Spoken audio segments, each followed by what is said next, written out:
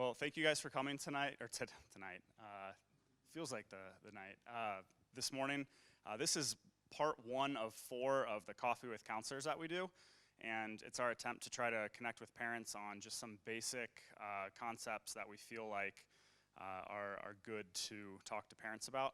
And we wanted to start with an academic one. So it's a brief presentation where we kind of go over some basics about graduation and testing requirements, as well as scheduling and planning, and then hopefully open it up to some questions. So save your questions till the end, and we can go through it then. My name is Spencer Brown. I'm a 9-10 counselor here in Central and East. Danny Phillips, who will be here shortly, is an 11-12 counselor, and she has students in South and West, as well as a handful of the CTC programs.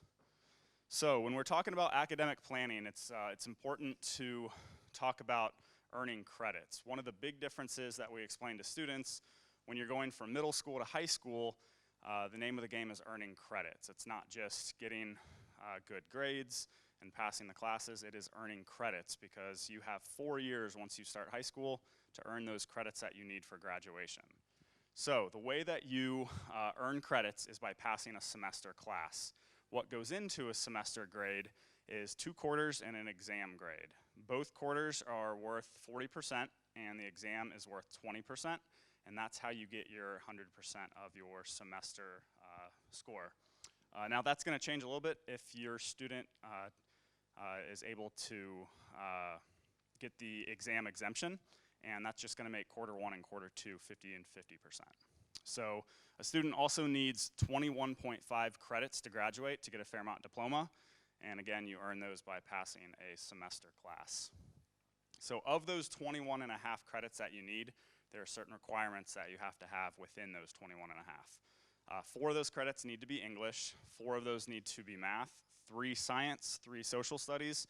You need a half credit of health, a half credit of PE, a full credit of fine art unless you're going into a career tech program, and you will also need a half credit of financial literacy or the financial literacy equivalent. Within each of those categories, there are some subjects that require specific classes that you need to graduate. For example, in social studies, of those 3, you need a half credit of US history, a half credit of US government, and a half credit of world history.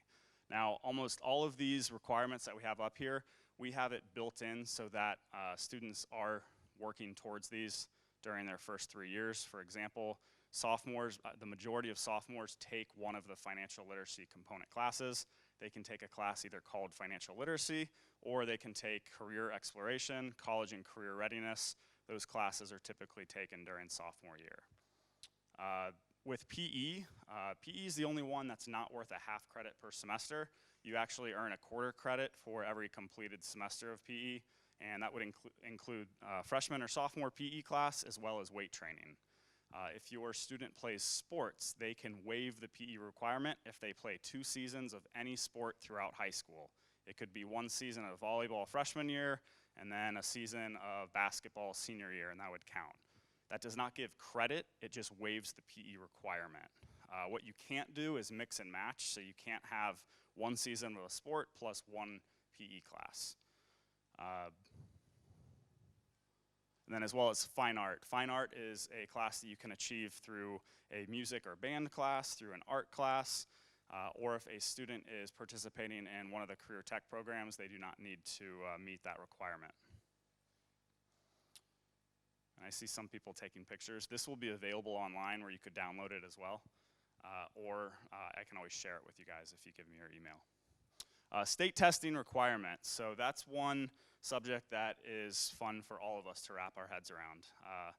The state has changed a couple things throughout the years, and so we are always trying to make sure that we're staying on top of all of the new information.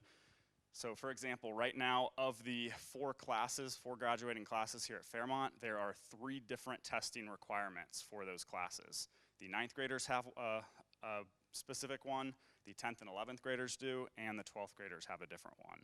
So we're gonna kind of explain some of those. Yeah?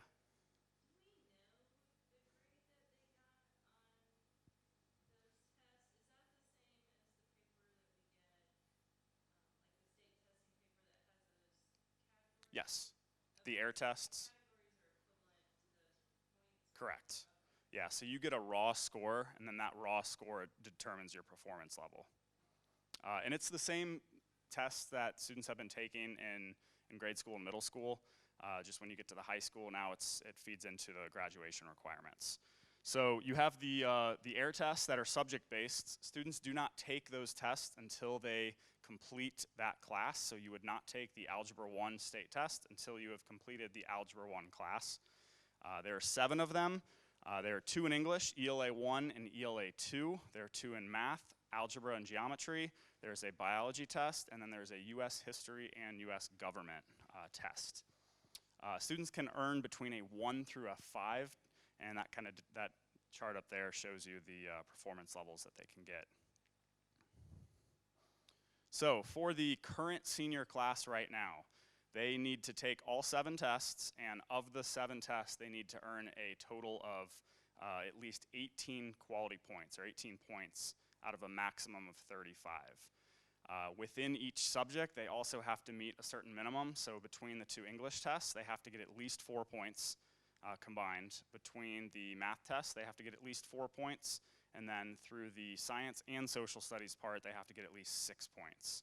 So that is one way to meet one of the 3 pathways for the current senior class. The other way is earning an industry-recognized credential. That is something typically career tech students are working towards some of those industry-recognized credentials, but it's not uncommon for another student to go down that path if it aligns with some of their career interests. It involves taking a work keys test, which is an ACT product. That is something that we offer as well to students.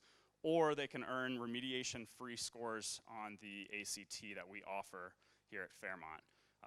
The remediation-free scores are determined by basically an average of the scores across the Ohio colleges. The current seniors have an opportunity, if they do not meet one of those 3 pathways, they are the last class that can use what we call alternative pathways. And that's where they can meet a bunch of other different credentials and criteria in order to meet their pathway. So that is on that handout. The yellow sheet is gonna have all of this on there, and it's gonna show you the different alternate pathways that seniors this year could use. But I would say the majority of our students do meet those 18 points. We offer retakes every year.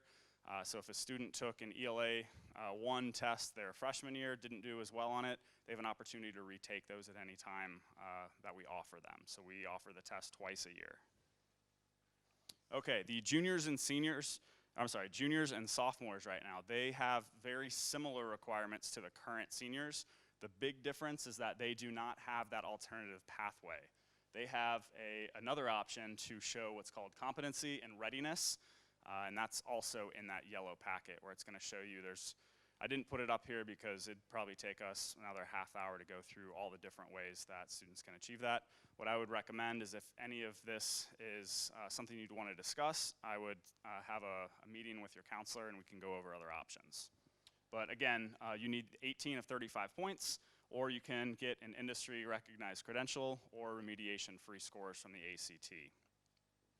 Lastly, this current freshman class is the one that is a bit different. You still have to take all 7 of the state tests. You have to get at least a 3 or higher on the algebra and the ELA 2 tests. And then you have to show readiness by earning 2 Ohio designed seals for your diploma. If your student does not earn a 3 or higher on the algebra or the ELA 2 test, then they're gonna need to show competency and readiness with some of the other options. Again, just like the alt pathways and the other competency and readiness options, that yellow packet is going to show you the other options for students. But this is one that was brand new to us just a couple months ago, so we are making sure that we are prepared for this as well as preparing students for that. All right, I'm gonna have Ms. Phillips come up here and talk to you guys about scheduling. Thank you. So as Mr. Brown said, I am Mrs. Phillips. I am one of the junior senior counselors. I work with students whose last names are L through Z, or a couple of the career tech programs as well. So we're gonna change gears a little bit and talk about scheduling. So scheduling for the next academic year for your students usually takes place in March. Last year was a little different because of our snow days. We kind of got moved back a little bit and a couple other things that had happened during the year. But it usually takes place in early March or late February. Each student will have a one-on-one conference with their counselor to talk about scheduling for the next year. And they are expected to also talk to you guys, their parents, about scheduling as well, and make sure that they're scheduling classes for next year, the next school year, that will benefit them and challenge them. Usually they're given a course request sheet. It comes home every year. It should look familiar. After freshman year, it looks pretty much the same each year that they get it. But they're expected to fill it out, and they're expected to get you to sign it. So we know that you are also seeing their requests. And we enter those exactly as they appear on the sheets. So if a student comes to us saying, I didn't schedule that, we can pull out the sheets and look and make sure. And if we did make a mistake, then we can change that.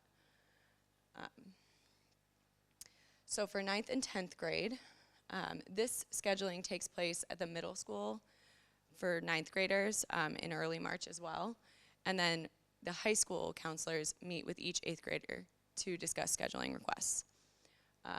The high school counselors also go to middle school lunches in February and meet 8th graders and answer questions about high school. So if your student ever has questions, even if they're in 8th grade, they can usually get those answered about the high school classes. The 10th grade scheduling is pretty much the same for juniors and seniors as well. It's a one-on-one conference. They take the scheduling sheets home and get them filled out. These are mostly based on recommendations, though, because as a 10th grader, as a 9th and 10th grader, most students have classes that they have to take and have to fulfill before they can start taking electives. So these years really won't be filled with a ton of choices or electives. But as you get into junior and senior year, there's a lot more choice and a lot more that we need to discuss with students. So for junior and senior year, we usually encourage our students to try to satisfy their actual requirements during their junior year so that their senior year can be classes they actually want to take as opposed to classes they have to take. So they'll still have to take their English and math, but we try to encourage them to finish out their science requirement, social studies requirement, PE, art, financial literacy, and other things like that during their junior year. We also encourage them to take electives that explore their interests and make sure that they kind of are getting ready to figure out what their next step is going to be in life. Whether that's a career, whether it's college, whether it's military, we just want them to take classes that will prepare them for later on. And there's different ways to satisfy these graduation requirements. So they can take the standard Fairmont classes, they can take AP classes, they can take IB classes, and they can take College Credit Plus classes, as well as the Career Tech programs. So the Career Tech programs are more discussed in the 10th grade year as opposed to the junior, senior year, because they would be scheduling for their junior, senior year in 10th grade. So their Career Tech programs would take place then, as well as IB if they want to do the diploma program. So for College Credit Plus, I wanted to go over that. Oh, sorry. We're going to go over schedule changes first. So this has been a new change in the past 2 years. We currently use a Google form that has to be submitted to us before classes start, so that all scheduling takes place before the classes even start, so kids aren't moving around once they get here. This scheduling form is listed under the high school website under Quick Links. So it's not just on the district page, it's only on the high school page under Quick Links. And then once classes start, students can drop a class for a study hall, but that is all that they can do. They cannot change a class unless it's a mistake or satisfying a requirement that they absolutely have to have. So freshmen through juniors may have one full year study hall. So if a student wants to drop a class and they already have a study hall on their schedule as a freshman through junior, they usually have to wait until the end of the semester and then they can drop the class and take a different class for the next semester. Seniors may have 2 full year study halls, including 10th unassigned. So it's the same for seniors. If they already have 2, then they have to wait until the semester. So for College Credit Plus, this is one of the options for satisfying graduation requirements. Students can choose to attend college courses and receive dual credit. So they would receive high school and college credit for these courses. Some of them don't always transfer over to the colleges that they may be attending, so that's something to look at before you count on those credits transferring over to the school. A three credit hour class at Sinclair, Wright State, or any other school would equal 1 full credit class here. So if a student decides to take an English class through college their senior year, they would get a full English credit for their senior year. GPA points are usually based on the highest weighted class at Fairmont in that subject. For example, if they were taking an English class, our highest weighted class is our AP IB English, so they'd receive a 5.0 for the English class that they took through CCP. And then CCP classes are also offered at Fairmont, so they could take Calc 1 and 2 through Wright State here in the building. They could also take anatomy through Sinclair here in the building. So there are those options as well. And then the parent meeting for CCP will be on January 29th at 6:30. And they'll go into a little bit more detail about the College Credit Plus option, but that's something we get a lot of questions about. For academic and career counseling, if at any point you feel like you need academic or career counseling for you or your student, you're always welcome to set up an appointment with your student's counselor, and we can discuss pretty much anything and everything you need. And if we don't know the answer, we will find out. And we're also happy to help your students explore strengths, interests, and what their opportunities may be.